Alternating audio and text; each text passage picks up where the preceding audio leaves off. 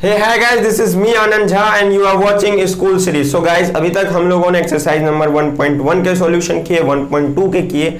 आज हम करने वाले हैं एक्सरसाइज नंबर 1.3 के सॉल्यूशन। बट उससे पहले अगर आप लोगों ने रियल नंबर्स के जो मैंने 5 इंट्रोडक्शन और बोल सकते हो कॉन्सेप्चुअल पार्ट्स बना रखे हैं वो जरूर देख लेना, क्योंकि अगर आप लोगों ने वो देख लिए हैं तो आप लोगों को एनसीईआरटी के कोई भी क्वेश्चंस करने में दिक्कत नहीं होंगे। इवन आप आरडी शर्मा भी सॉल्व कर सकते हो बेझिझक। ठीक है, तो स्टार्ट करते हैं हम एक्सरसाइज नंबर 1.3। तो क्वेश्चन क्या कह रहा है, prove that root 5 is irrational, है ना। तो गाइस जब भी देखो, अगर आप लोगों को कोई भी नंबर इरेशनल प्रूव करने के लिए आए तो आपके दिमाग में सिर्फ एक चीज दौड़नी चाहिए। वो क्या कि अगर आपको कोई भी नंबर इरेशनल प्रूव करना है तो पहली बात तो वो कि रूट 5, रूट 2, रूट 3, रूट 7 ये सब क्या है, इरेशनल नंबर है। क्या रूट 4 इरेशनल है? नहीं, रूट 4 इज इक्वल्स टू 2, वो एक रेशनल नंबर है। बट रूट 5 एक इरेशनल है, ये बात आपको पता है, आपको यही बात प्रूव करनी है। तो एक बात हमेशा याद रख लो इन क्वेश्चंस के अंदर, जब भी आप इन्हें सॉल्व करोगे, कि जो भी चीज आपको प्रूव करनी है, जैसे रूट 5 को इरेशनल प्रूव करना है, तो आप मान लोगे कि रूट 5 क्या है, रेशनल। आप मान लोगे, और जो आपने माना है अगर आप इसे गलत साबित कर दो, ठीक है, यानी इसे जो आपने माना है इसे झूठा साबित कर दो, तो आप क्या प्रूफ कर दोगे कि ये एक इरेशनल नंबर है। अगर ये नंबर रेशनल नहीं हुआ तो जो क्वेश्चन में दिया हुआ है वही वो नंबर होगा। तो इसी तरीके से हमें सॉल्व करना है। तो चलो क्वेश्चन सॉल्व करते हैं। देखो बहुत ही सिंपल तरीका है सॉल्व करने का, लेकिन जब इस क्वेश्चन को जब हम सॉल्व करेंगे तो एक जगह एक थ्योरम आता है। अगर आप लोगों को वो थ्योरम पता है तो बहुत अच्छी बात है, नहीं तो उसके बारे में मैं सिर्फ थोड़ा सा भी बताऊंगा, 1 मिनट लगेंगे बताने में। अगर आप लोगों को वो पूरा थ्योरम समझना है तो आप कॉन्सेप्चुअल पार्ट देख सकते हो, है ना। अगर हम उसे अभी कवर अप करेंगे तो वीडियो खामखा लेंथी हो जाएगा। मैं आपको शॉर्ट में समझाता हूं, समझ में आ जाएगा।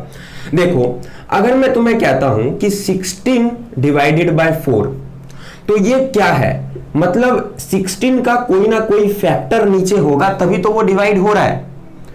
समझ रहे हो, अगर मैं कहता हूं कि 16 4 से डिवाइड हो रहा है, इसका मतलब 16 का कोई ना कोई फैक्टर 4 होगा तभी वो डिवाइड हो रहा है। तो देखो आप सभी को पता है 16 को हम क्या लिख सकते हैं, 4 का स्क्वायर अपॉन 4। देखो इसका एक फैक्टर 4 है ना, इसके दोनों ही फैक्टर 4 है ना।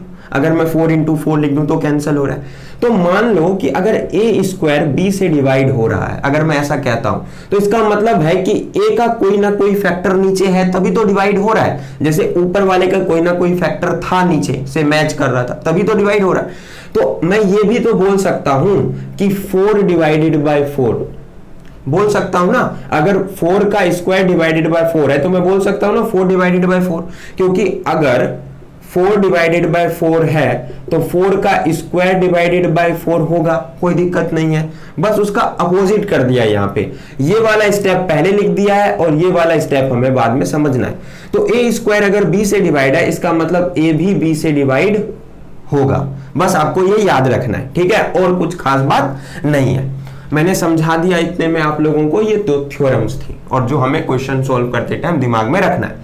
अब आगे हमें क्या सॉल्व करना है, आगे जो हम सॉल्व करेंगे तो उसमें हम सबसे पहले एज्यूम करने वाले, क्या एज्यूम करने वाले हैं कि let us assume root 5 is rational. हम ये एज्यूम कर रहे हैं कि रूट 5 एक रेशनल नंबर है, या बोल सकते हो आप। अगर रूट 5 एक रेशनल नंबर है so root 5 is equals to a by b। होता है ना, जो हम रेशनल नंबर लिखते हैं उसे a बाय b के फॉर्म में लिखते हैं, रेशियो के फॉर्म में लिखते हैं। लेकिन यहां आपको कंडीशन मेंशन करना होगा। कंडीशन क्या होता है कि b जो होता है हमारा वो कभी भी 0 नहीं होना चाहिए, and a and b are coprime. अच्छा, को प्राइम नंबर पता है ना आप लोगों को, है ना, कॉन्सेप्ट पार्ट में बता चुका हूं। जैसे ऐसे नंबर जिनका कॉमन फैक्टर सिर्फ और सिर्फ 1 हो, जैसे 3/5, इनका कॉमन फैक्टर सिर्फ और सिर्फ क्या होगा, 1। तो रेशनल नंबर में वो क्या कह रहा है कि a और b का कॉमन फैक्टर सिर्फ और सिर्फ क्या है, 1। तो इनका कॉमन फैक्टर क्या है, 1। ठीक है, वो आपने को प्राइम लिख दिया, उसी से समझ में आ गया कि उसका कॉमन फैक्टर 1 है। आपको ऐसे मेंशन करने की जरूरत नहीं है, मैंने आपको समझाया। अब आगे हमें क्या करना है, तो आगे इस b को इस 5 से मल्टीप्लाई कर देंगे, यानी क्रॉस मल्टीप्लाई किया। आगे हमें क्या करना है, क्रॉस मल्टीप्लाई। तो √5b इज इक्वल्स टू क्या हो जाएगा a। अब अगला स्टेप क्या है, squaring both side, squaring both side. अगर आप स्क्वायरिंग कर दो बोथ साइड तो बहुत सिंपल हो गया कि ये हो जाएगा 5b square is equals to a square. अब मैं इसे ऐसे लिख सकता हूं a square is equals to 5b square, ठीक है। अब इसे मान लो इक्वेशन नंबर 1, क्या मान लो, इक्वेशन नंबर 1।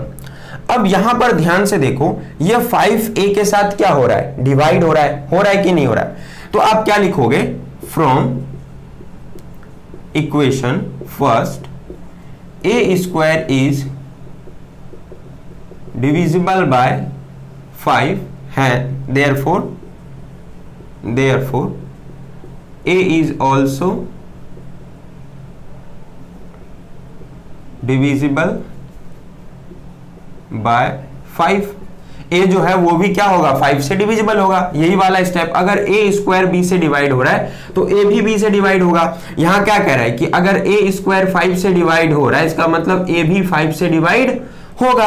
अब देखो 5 के साथ क्या लगा हुआ है, b स्क्वायर लगा हुआ है ना, लेकिन हमें b स्क्वायर से काम नहीं है, हम तो 5 से डिवाइड कर रहे हैं। b तो कोई और फैक्टर हो सकते हैं, b तो कोई और फैक्टर हो सकते हैं। तो यहां जो हमने ये कहा कि अगर a स्क्वायर 5 से डिवाइड हो रहा है, a भी 5 से डिवाइड हो जाएगा, तो हम लिख सकते हैं let us a is equal to 5k, where हम ये बोल सकते हैं where k is some integer. देखो अभी मैं आपको समझाता हूं कि ये k कहां से आया।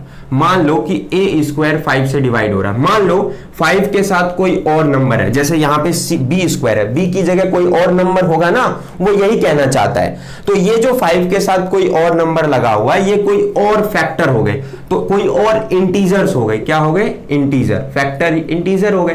तो उसी तरीके से मैंने क्या मान लिया कि 5 के साथ क्या मल्टीप्लाई में है, k, और k क्या है, बाकी के बचे हुए इंटीजर। समझ में आ गया। अब यहां पे अगला स्टेप क्या करना है, put the value of a in equation first। अब इस a की वैल्यू इक्वेशन फर्स्ट में डाल दो। चलो अब बहुत सिंपल हो गया। अब यहां जब रखोगे तो देखो a की जगह आप क्या लिखोगे, a की जगह लिखोगे आप 5k, और 5k का क्या करना है आपको, स्क्वायर। अगर आप 5k का स्क्वायर करोगे, 5k का स्क्वायर, और इधर क्या है आपका b स्क्वायर, ये क्या हो जाएगा, 5b स्क्वायर है यहाँ पे, सॉरी 5b स्क्वायर। देखो 5k का स्क्वायर करोगे तो कितना आएगा, 25k स्क्वायर, और ये क्या है, 5b स्क्वायर। अब 5 ने 25 को मार दिया, इधर बचा 5k square is equals to b square. अब यहां पे देखो सेम चीज आ गया। अगर ये 5b स्क्वायर के साथ डिवाइड में है तो इसका मतलब b के साथ भी डिवाइड में होगा कि नहीं होगा। तो सेम लिखना है यहां पे कि therefore b square is divisible by 5, then b is also divisible by 5। ठीक है। अगर b और a दोनों 5 से डिवाइड हो रहे हैं, देखो अब यहां पर मैं तुम्हें समझाता हूं, अगर a भी 5 से डिवाइड हो रहा है और b भी 5 से डिवाइड हो रहा है, इसका मतलब a और b दोनों का एक और कॉमन फैक्टर आ गया, वो क्या आ गया, 5। a और b का एक और कॉमन फैक्टर आ गया 5। लेकिन हमने देखा था कि a और b को प्राइम है, इनका केवल और केवल 1 ही फैक्टर हो सकता है, कॉमन फैक्टर, और कोई नहीं हो सकता। लेकिन हम देख रहे हैं कि a भी 5 से डिवाइड हो रहा है, b भी 5 से डिवाइड हो रहा है, इनका मतलब एक और कॉमन फैक्टर आ रहा है इनका 5। तो यहां ये क्या किया, हमारा जो एज्यूप्शन था रेशनल होने का √5 का, उसको कॉन्ट्राडिक्ट किया। ठीक है, और वो एक इरेशनल प्रूफ हो गया। तो आगे लाइन क्या लिखना है ये सब उतार लेना, अब आगे की लाइन बता रहा हूं मैं तुम्हें। ठीक है, गर्मी बहुत ज्यादा है।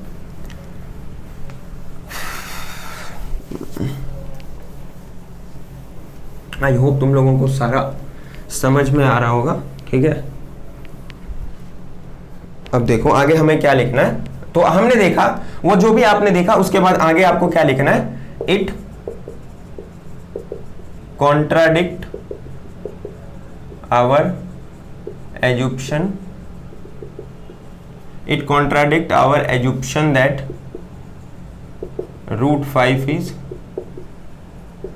rational, therefore yeah hence root 5 is irrational। ठीक है, रूट 5 क्या होगा, इरेशनल हो गया। ठीक है, तो ये वाला क्वेश्चन तो यहां समाप्त होता है। अगला क्वेश्चन देखते हैं। अगला क्वेश्चन देखो, अगला क्वेश्चन क्या कह रहा है। अगला क्वेश्चन हो जाएगा आपका, ये तो सब चीजें सेम रहेगी, 3 + 2 √5 है ना। Prove that 3 + 2 √5 is irrational.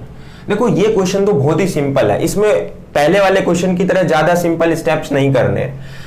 ठीक है, तो देखो कैसे करेंगे। देखो इसमें सबसे पहले वही सारी स्टेप है लेकिन थोड़े कम है। जैसे let us assume 3 + 2 √5 is rational. ठीक है, तो हम बोल सकते हैं so 3 + 2 √5 is equals to a/b। Condition b can not be 0 और a and b are integer, या को प्राइम ले लो इंटीजर ले लो, एक ही बात है। ठीक है, इंटीजर्स है। अब देखो यहां पे हमें क्या करना है, हमें पता है कि √5 √3 √2 इरेशनल है, ये हमें पता है ना। बस इन क्वेश्चन में इरेशनल को एक तरफ रखो और रेशनल वाले वैल्यूज जो है उसको एक तरफ ले जाओ। जैसे ये 3 तो रेशनल है, इसे एक तरफ ले जाओ तो ये क्या हो जाएगा, 2 √5 इज इक्वल्स टू a/b -3। अब एलसीएम ले लो तो सॉल्व करो तो ये क्या हो जाएगा, 2 √5 is equals to a minus ये b 3 के साथ मल्टीप्लाई हो गया और b पूरे के नीचे आ गया।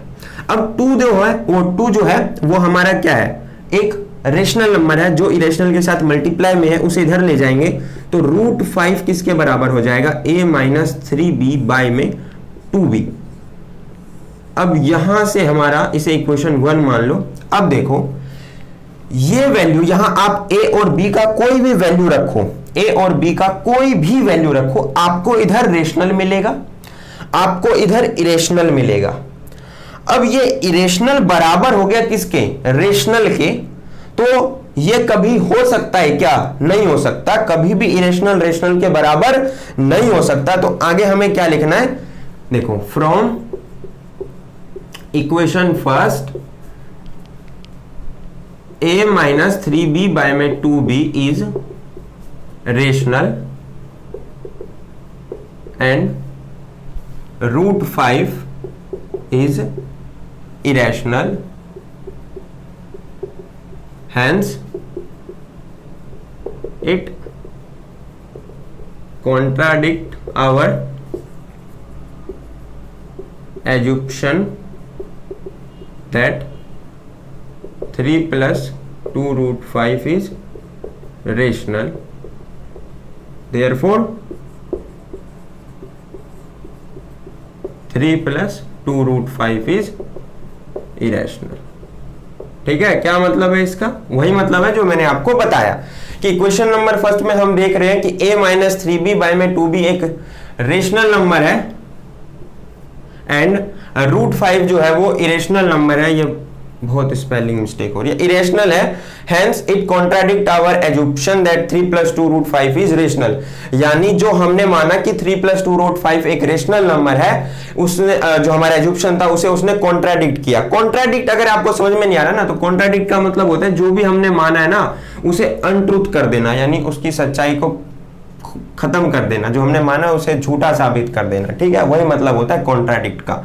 तो इसीलिए 3 + 2 √5 क्या हो गया, एक इरेशनल नंबर हो गया। अब आपको ऐसा कोई भी क्वेश्चन मिले तो आप आसानी से प्रूव कर सकते हो। जैसे मान लो 5 + 5 √5 मिल जाए तो आप आसानी से सॉल्व कर सकते हो। आपको मान लो ऐसे मिल जाए 3 + 2 बाय √5 ऐसा मिल जाए तो भी आप आसानी से प्रूव कर सकते हो। 3 को एक तरफ ले जाओगे, उसके बाद 2 जो है वो डिवाइड मल्टीप्लाई में इधर जाके क्या हो जाएगा, डिवाइड में हो जाएगा। तो इस तरीके से आप क्या कर सकते हो, सॉल्व कर सकते हो कि इरेशनल को एक तरफ रखोगे, रैशनल को एक तरफ रखोगे। जब वो कंडीशन आ जाए कि रैशनल एक तरफ हो जाए, इरेशनल एक तरफ हो जाए, बस ये लाइन चेप दो। ठीक है, कुछ नहीं करना, इसकी जगह वैल्यू चेंज कर दो और लाइन चेप दो, सवाल सॉल्व हो गया। बाकी समझ में आना चाहिए। अब आगे देखो एक और क्वेश्चन जो इंपॉर्टेंट है, बाकी क्वेश्चन तो तुम खुद ब खुद सॉल्व कर सकते हो। देखो अगला क्वेश्चन कौन सा है,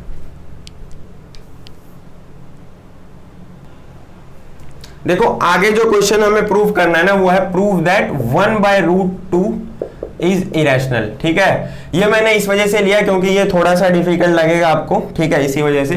बाकी तो जितने भी है, जैसे मान लो 7√2 है, ये आप आसानी से कर दोगे। 6 + √3 है, ये आसानी से कर दोगे आप, इसमें अभी आपको कोई दिक्कत नहीं आने वाला है। ठीक है, लेकिन इसमें आ सकता है, आपको समझ में आएगा कि कैसे करना है। तो देखो सबसे पहले हमें क्या करना है, late us assume 1/√2 is rational, so 1/√2 is equals to a/b। फिर लिखना है b can not be 0, b कभी भी 0 नहीं होना चाहिए। a and b are integer या कोप्राइम, मान लो एक ही बात है। ठीक है, अब देखो हमें क्या करना है, इधर जो है उसे रैशनलाइज कर दो। क्या कर दो, रैशनलाइज। तो रैशनलाइज जब करोगे तो 1/√2 is equals to √2/√2 is equals to a/b हो जाएगा।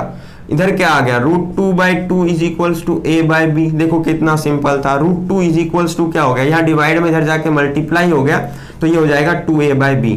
अब देखो हमने इरेशनल एक तरफ कर दिया, रैशनल एक तरफ कर दिया, हो गया प्रूफ। कभी भी इरेशनल रैशनल के बराबर हो नहीं सकता। ये क्या है, इरेशनल, ये क्या है, रैशनल। ये क्या आपस में बराबर हो सकते हैं, नहीं हो सकते ना, तो हमारा एजुप्शन गलत हो गया। तो बस वही लाइन चेपनी है। लाइन क्या है, मान लो इक्वेशन 1 मान लिया इसे, तो फ्रॉम इक्वेशन 1 वी कंक्लूड। देखो बहुत सारी लाइन लिख सकते हैं, हमारी मर्जी है, हमें जितना बेहतरीन इंग्लिश आ रहा है उस हिसाब से हम कुछ भी लिख सकते हैं। ठीक है, from equation first from equation first ये लिख दो, इसे काट दो। From equation first 2a/b is rational and √2 is irrational, so it contradict our assumption that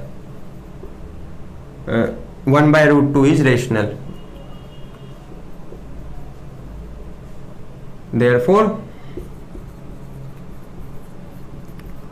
1/√2 is irrational. ठीक है, आप इसमें अब अपनी इंग्लिश को जितना बेहतरीन बना करके लिखना चाहते हो लिख लो, लेकिन मतलब तो यही है। ठीक है, बाकी तो एक्सरसाइज नंबर 1.3 आपका कंप्लीट हो गया, क्योंकि मेन 3 क्वेश्चन थे जिससे आप पूरा ही एक्सरसाइज सॉल्व कर सकते हो। ठीक है, बाकी क्वेश्चन तो आपको खुद भी प्रैक्टिस में एज मतलब नहीं करोगे तो फिर दिक्कत आ जाएगी, तो आपको समझना पड़ेगा, क्योंकि बोर्ड में प्रैक्टिस करनी पड़ेगी ना, सॉल्यूशन देख करके काम तो होगा नहीं। और अगर सिर्फ वीडियो देख करके लिख नहीं रहे हो, समझ नहीं रहे हो, बस याद कर रहे हो, तो फिर भूल जाओगे। एक बार प्रैक्टिस कर लेना जरूर, क्योंकि फिर वो काम आएगा तुम्हें, आगे दिमाग में बैठा रहेगा कि हमें लिखना किस तरीके से। अगर याद करोगे तो नहीं हो पाएगा। ठीक है, तो मिलते हैं अगले वीडियो में एक्सरसाइज नंबर 1.4 के साथ।